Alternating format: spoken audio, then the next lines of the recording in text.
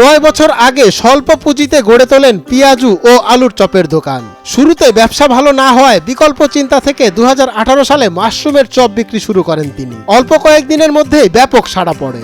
এখন প্রতি মাসে এই চপ বিক্রি থেকে আশরাফুল ইসলামের আয় প্রায় 50,000 টাকা। চপের দোকান খুব ভালো জিনিস, খাইতে খুব স্বাদ। আমি বিভিন্ন লোকে দাওয়াত করে নিয়ে এসে খাওয়াইছি, তারা খুব সন্তুষ্ট হয়েছে।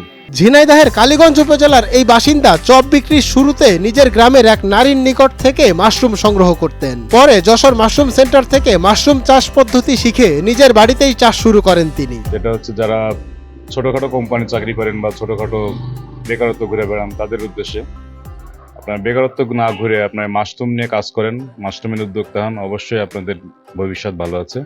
এবং এটা নিয়ে আপনার স্বল্প পুঁজিতে ইনভেস্ট করলে আপনার পরবর্তীতে অনেক ডেভেলপ হতে পারবেন। পরে মায়ের দোয়া মাশরুম সেন্টার নামের দোকানে চপ বানিয়ে বিক্রি শুরু করেন। চপ ভেজে 10 থেকে 30 টাকা পর্যন্ত বিক্রি করেন তিনি। প্রতিদিন দূর দূরান্ত থেকে আশরাফুল ইসলামের মাশরুমের চপ খাওয়ার জন্য ভোজন রসিক ও স্বাস্থ্য সচেতন মানুষ আসেন চাপরাইল বাজারে। কারণ হলো শরীরের দেহের অনেক পুষ্টি হয়, বিভিন্ন রোগ প্রতিরোধ করে, খুব সুন্দর এবং খাইতে খুব ভালো লাগে এবং খাওয়াটা উচিত, সবারই খাওয়া উচিত, সবারই পুষ্টির দরকার আছে।